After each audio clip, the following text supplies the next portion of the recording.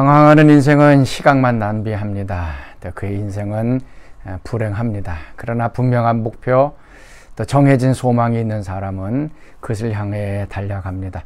자, 금년 한 해 우리 앞에 있는 표대, 그걸 향하여 달려가 나갈 수 있기를 바라고요.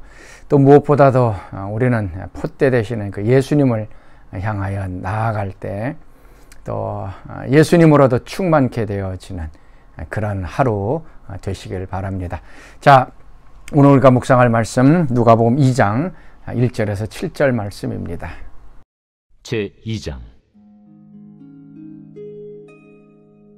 그때 가이사 아구스도가 영을 내려 천하로 다 호적하라 하였으니 이 호적은 구레뉴가 수리아 총독이 되었을 때 처음 한 것이라.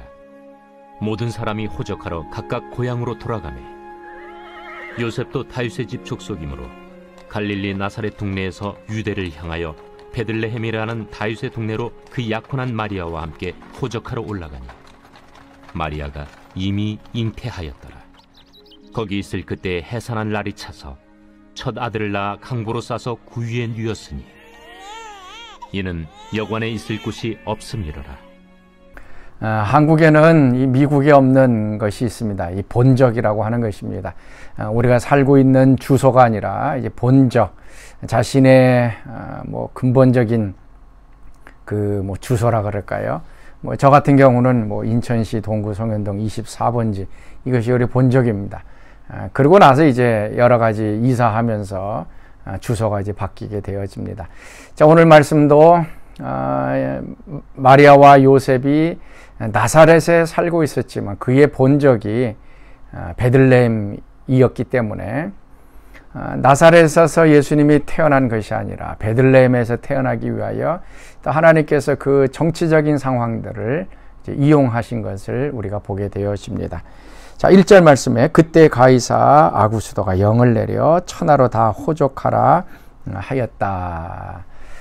실질적으로 예수님은 나사렛에서 이제 부모님들은 이제 있었지만 태어나기는 베들레헴, 다윗의 동네에서 태어나야 했습니다. 그래서 하나님께서 이 모든 것들을 아우르기 위하여 호족하라고 하는 이 정치적인 사건을 통해서 하나님의 뜻을 이루는 것을 보게 되어집니다. 나사렛에서 이 베들레헴, 나사렛은 북쪽에 있죠. 유대 땅입니다. 그리고 베들레헴 남쪽에 있습니다. 아마 걸어서 여행을 하게 되면 한 일주일 정도 걸리는 그러한 때입니다. 또 마리아는 임신해서 또 배가 불러있는 상황에서 그 일주일 동안 걸어간다는 건 굉장히 힘든 것입니다. 아마 마리아와 요셉도 왜 이런 일이 있는가, 그냥 편안하게 임신했으니 그냥 나사렛에서 있었으면 얼마나 좋을까, 그런 생각을 했을 수도 있습니다. 그러나 하나님께서는 예수님이 베들레헴에서 태어나게 된다고 하는 이 구약의 예언을 이루기 위하여서 그 만삭이 된 마리아의 몸을 이끌고 베들레헴으로 오게 되어집니다. 오늘 이 본문 말씀에서 우리가 또 반드시 기억하고 믿어야 할 것은 하나님께서는 이 세상에 있는 모든 사건들, 정치, 경제, 여러 가지 사건, 사고들을 사용하셔서 하나님의 뜻을 이룬다라고 하는 것입니다. 아구스도가 호족하라고 하는 이 정치적인 사건을 통해서 메시아가 베들레헴에서 태어나게 되는 그 일이 이제 일어나게 되어지는 것입니다. 사건도 마찬가지죠. 요셉 같은 경우 형들의 미움을 사서 종으로 팔려가서 애굽 땅에 들어가는 이 사건, 이것도 하나님께서 그 사건들을 다 인도하고 계십니다. 모세도 마찬가지입니다. 왕자로서 40년 동안 그 궁궐에 있다가 하나님께서 하루 만에 그를 내쫓아서 광야로 들어가게 만듭니다. 이 사건 속에서도 하나님이 모세를 다루시는 그 손길이 있습니다. 바울, 바리새인이었습니다. 서기관이었죠. 율법에 대해서 너무나도 정통한 사람입니다. 그러나 다메섹 도상에서 부활하신 예수님을 만나는 순간 그의 삶이 완전히 변화되어졌습니다. 다메섹으로 올라가는, 예수 믿는 사람을 잡기 위하여 올라갔던 그 사건 속에서 또 하나님을 만나고 예수님을 만나고 그 삶이 예수님을 증거하는 사람으로 변화되어졌던 것입니다. 특별히 이제 2년 전서부터 이 코로나가 우리 가운데 많이 번성을 했습니다. 이 모든 것들도 하나님께서 우리를 훈련하고 우리로 하여금 더 깨어 있기 위해서 이것들이 이제 일어난 것입니다. 우리가 이것을 잘 기억을 해야 할 것입니다. 하나님께서 모든 것들을 사용하셔서 하나님의 뜻을 이루어 가고 있습니다. 사랑하는 성도 여러분, 혹시 여러분 가운데 지금 여러분이 원치 않는 불편한 일들이 일어나고 있다고 생각하십니까? 그것도 하나님의 계획 속에 있다는 것을 기억하실 수 있기를 바랍니다. 하나님이 정하신 그 뜻과 목적을 이루기 위하여 지금 그 사건이 일어난 것이고 그 일들이 일어나게 되어진 것입니다. 계속적으로 하나님을 신뢰하고 하나님께 더 가까이 나아가면 그것을 통해서 하나님이 여러분의 삶을 향하신 놀라운 역사들이 일어나게 되어질 것입니다. 특별히 3절 말씀, 모든 사람이 호적하러 각각 고향으로 돌아갔다. 고향으로 돌아갔다. 그 요셉과 마리아의 고향은 베들레헴이었습니다. 그래서 그 고향으로 돌아가서 예수님을, 메시아를 출생을 했습니다.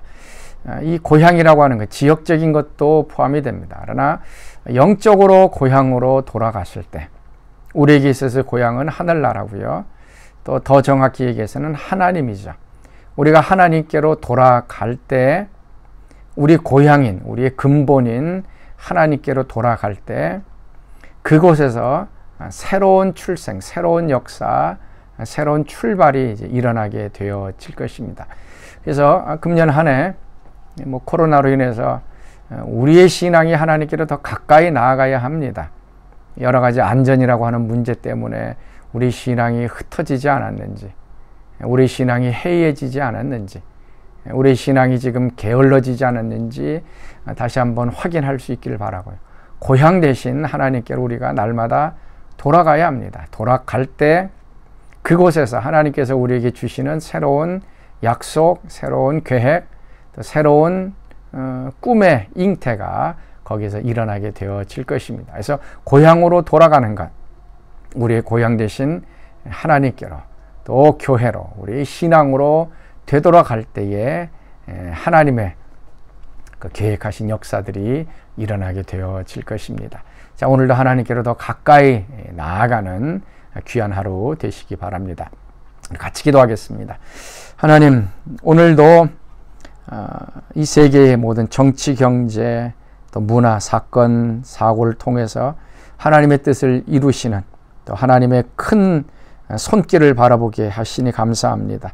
오늘도 우리의 삶에 역사하시는 하나님의 그 계획들을 바라보며 우리의 삶을 하나님께 의탁하는 저희들 되게 하여 주옵소서. 특별히 고향으로 돌아가게 하시고 하나님께로 더 가까이 우리가 나아가게 하시고 우리 신앙이 더 견고해지게 하시고 흔들리지 않게 하시고 그러므로 인하여 또 새로운 소망과 새로운 역사들이 출생되어지는 귀한 일들 일어나게 하여 주옵소서.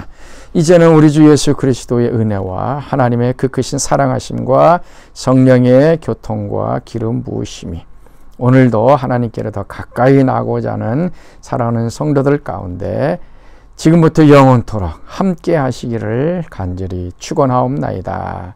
아멘.